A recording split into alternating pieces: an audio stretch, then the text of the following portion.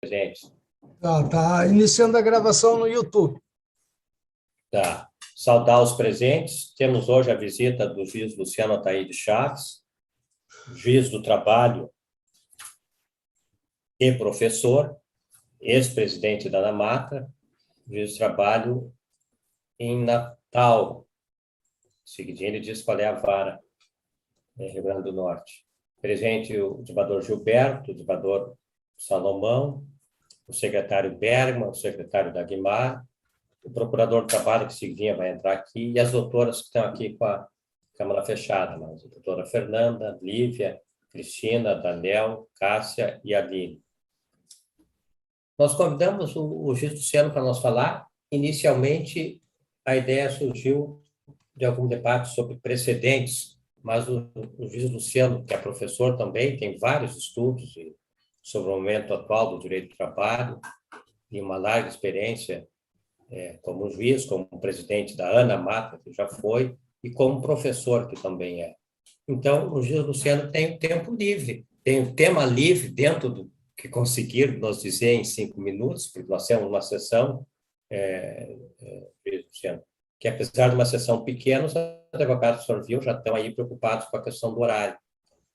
Então, mesmo nesse tempo de minutos, se conseguirmos dizer algo de bom sobre o futuro do direito do trabalho, da civilidade no país, da democracia no país, do acesso à justiça, e que nos diga algo de bom, como juiz ou como professor, ou como juiz e como professor. A palavra é do juiz Luciano. Senhor presidente, desembargador Ricardo, desembargador Gilberto, desembargador Salomão, senhores secretários, servidores, advogados. Em primeiro lugar, agradecer a oportunidade, né? De fato, o TRT é sempre inovando, o TRT do Rio Grande do Sul, com a possibilidade de transformar uma sessão, um pequeno espaço, uma sessão de julgamento, numa oportunidade de debate. Eu falo aqui desde Natal, sou juiz da 2ª Vara de Natal, ora convocado na primeira turma de sessão de julgamento aqui do tribunal. E esse, como disse o desembargador Fraga, o convite surgiu, na verdade, com um debate sobre alguns trabalhos publicados, em especial um que eu publiquei na honrosa companhia da minha mulher, que também é pesquisadora, professora e doutoranda, né, vai defender o doutorado dela agora no dia 16 de novembro. Escrevemos um trabalho sobre os precedentes a partir da alegoria da Matrix, né, do filme Matrix, a ideia de um sonho, né, de um sonho produzido artificialmente. E eu acho que o texto agradou ao desembargador Fraga e daí o convite para falar.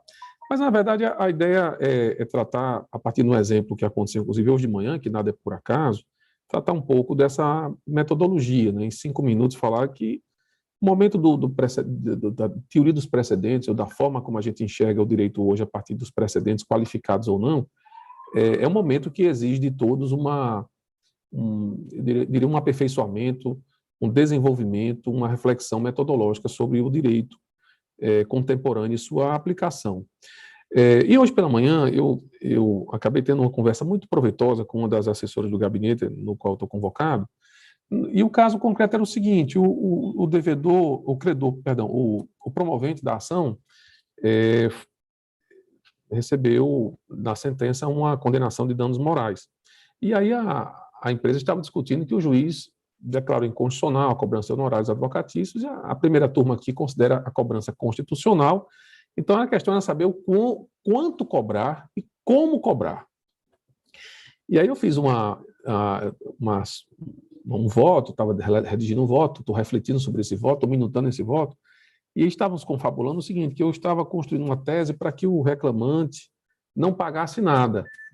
Porque aí a assistente disse, mas a jurisprudência da turma não é essa. Eu disse, a jurisprudência da turma não é essa, mas é preciso considerar que, neste caso particular, o reclamante foi demitido doente, sem exame demissional, e o dano moral é exatamente por isso. Ele não pediu reintegração, infelizmente. Então, assim, ele estando doente, desempregado, eu acho que é uma boa razão para não cobrar os honorários dele, nessa particular situação. E aí a conversa foi muito proveitosa, porque ela tem muito a ver com o que eu apresentei em coautoria nesse trabalho, de que os precedentes eles têm que ser pensados como planos iniciais de trabalho. sempre é necessário ver o caso concreto. A jurisprudência da turma aqui, por exemplo, é condenar em verbas não alimentares, tendo como base de cálculo os pedidos julgados improcedentes. Às vezes, o reclamante tem direito a receber 10 mil e está devendo 50 mil de honorários. O que também não é uma solução adequada ao caso concreto, porque também é impagável. Então, não é uma solução que funcione bem em todo caso. Então, os precedentes, eles são assim, apesar de eles serem importantes, eles não podem ser aplicados a partir de teses prevalecentes, ignorando o caso concreto, que é, por exemplo, a proposta de trabalho do Friedrich Miller na sua teoria estruturante do direito. Ele estuda a jurisprudência da Corte Federal Alemã exatamente a partir da ideia de que os precedentes, os julgamentos pretéritos, eles funcionam como uma maneira articulada de argumentação para olhar o caso concreto, mas o caso concreto, que ele chama de âmbito da norma, tem que ser considerado. E eu acho que é essa parte que a gente tentou mostrar no trabalho, que é mais, digamos assim, lateralmente considerada na discussão.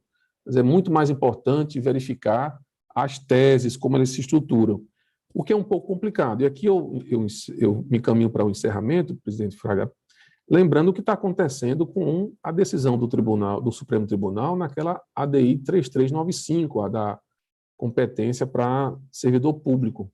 Essa ADI teve um fundamento inicial, mas todos nós temos que considerar que ela virou uma outra coisa. Ela virou algo semanticamente plástica. Veja só, o tema 606, que foi provocado ao Supremo para discutir a aposentadoria compulsória de empregado público, que atinge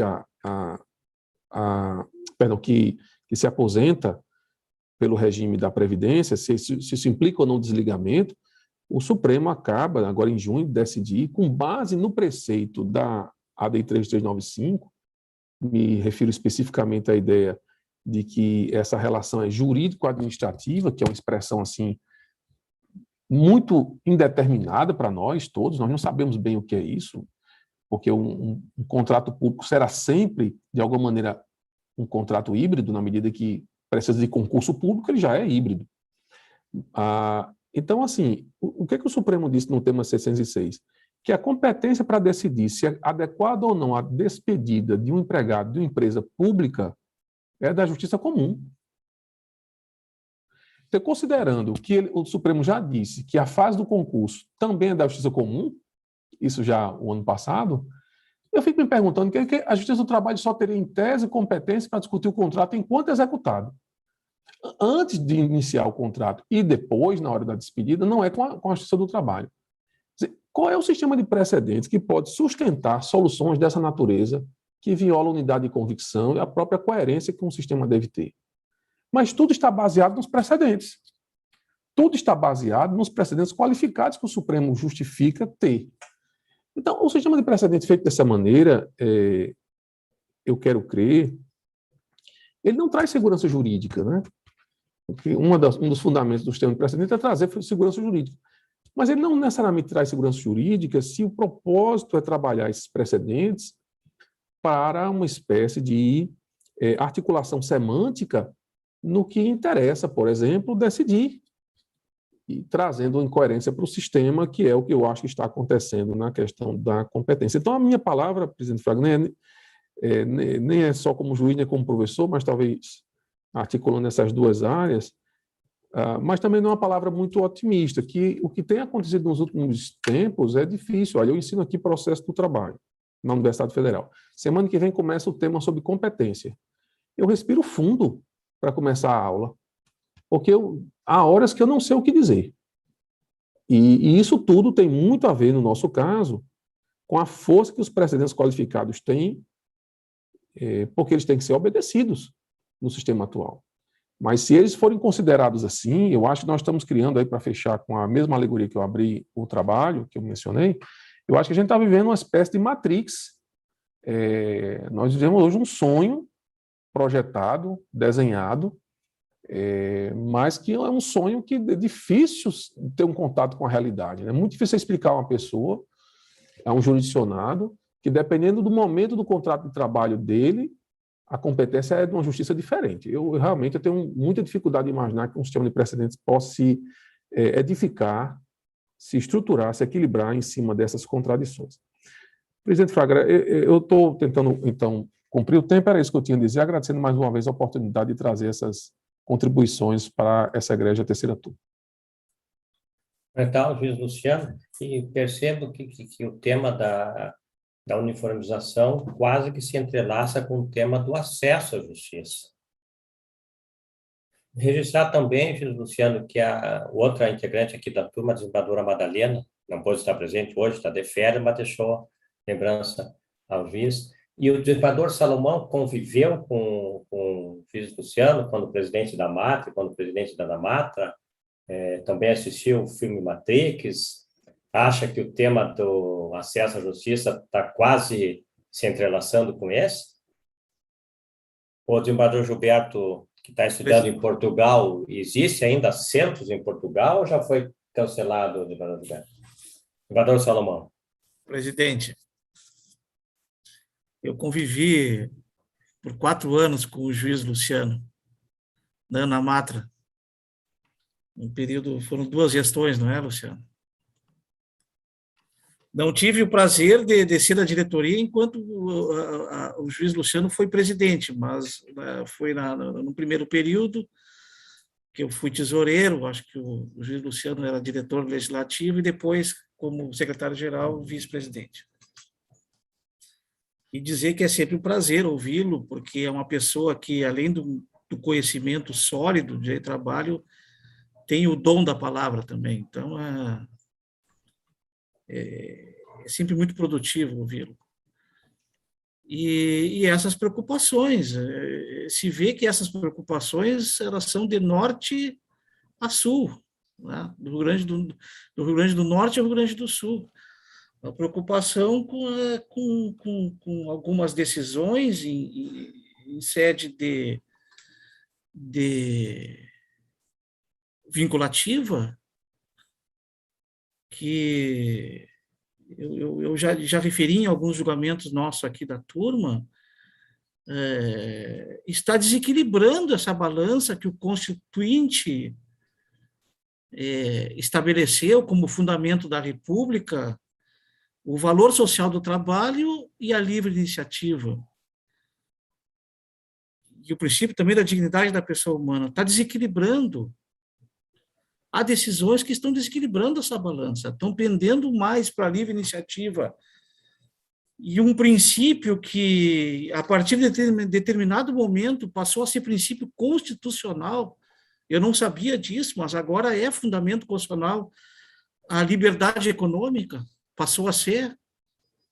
O Constituinte que imaginou e pensou e escreveu uma Constituição social-democrata, hoje se tem uma leitura constitucional liberal, desequilibrando essa intenção, clara intenção do Constituinte. Então, é preocupante, Júlio Luciano, são preocupantes essas decisões. Quanto à precarização do valor do trabalho.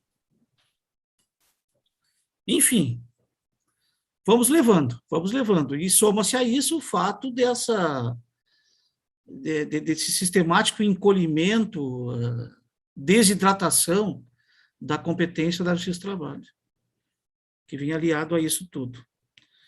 Temos um longo trabalho pela frente. O juiz Luciano foi juiz auxiliar do ministro Aires Brito, quando o ministro Aires Brito foi presidente do Supremo. Eu creio que possa haver espaços para se conversar a partir da produção acadêmica, a partir de congressos que voltem a acontecer, não é, José Luciano? Que voltem a acontecer, para que esses temas cheguem ao Supremo, essas discussões cheguem ao Supremo e encontrem lá uma maior discussão e aprofundada sobre o tema. Enfim, resumidamente é isso que eu teria que para me manifestar nesse momento, presidente Ricardo. Desembargador Gilberto, vamos para a sessão ou vamos ouvir mais o juiz Luciano? Pois é, 5 minutos é pouco, né? Na verdade, não é bem para ser cumprido, juiz Luciano. Eu esperava que falasse um pouquinho mais. Mas tá bom, dessa vez. Eu vou convidar novamente para o encontro institucional, para nós poder aproveitar para conversar um pouco mais sobre essa jurisprudência do STF, que fica melhor no ambiente mais informal. Mas o fato é que ela tem sido refratária aos direitos dos trabalhadores, fica bem claro. Quase que fazendo uma opção, né, por uma teoria econômica que não se contrapõe aos interesses empresariais quase nunca. Quer dizer, a influência da preocupação com a economia, ela está presente nas decisões do Supremo. Para mim, isso tem ficado bem claro em muitos casos. E a retirada de competência da Justiça do Trabalho vai ao encontro dessa perspectiva de neutralizar um pouco o efeito, digamos, igualizador da Justiça do Trabalho. Então é isso, Boa tarde Luciano. a todos. Boa tarde. Boa tarde, Cristiano. Boa tarde, Cristiano. Boa tarde. Boa tarde a todos. Boa tarde. Queria dizer que vendo Olá, aqui procurador Cristiano. meu querido amigo e ex-colega, doutor Gilberto, falando agora, com esses óculos modernos, com esse microfone e com aquela luminária atrás que parece um refletor, parecia que eu também intimidei aqui, parecia que eu estava diante de um apresentador de um talk show. Então, tá realmente, olha, impecável a fisionomia. Não, Então, procurador aqui a sala é muito escura. Procurador Cristiano, então nós estamos Obrigado, dando um abraço para o juiz Luciano Ataíde, nós também da desembargadora Madalena, e agradecendo a presença aqui, essas palavras, e realmente temos muito a pensar, a trabalhar e estudar. E obrigado pela presença, juiz Luciano Ataíde Chaves. Obrigado, presidente. Um abraço a todos. Obrigado pelas palavras, Salomão, Gilberto. Um bom trabalho da terceira turma e todas as ordens, tá certo? Precisar, tu conta aqui comigo. Um grande abraço. Obrigado. Abraço. Grande abraço, presidente. Abraço. Então, novamente, desejar boa sessão a nós. A sessão de hoje é pequena, o senhor já viu o número de processos, é bem diminuto. Mas dizer que nós temos também, ao longo da semana, uma sessão virtual com um número bem maior de processos.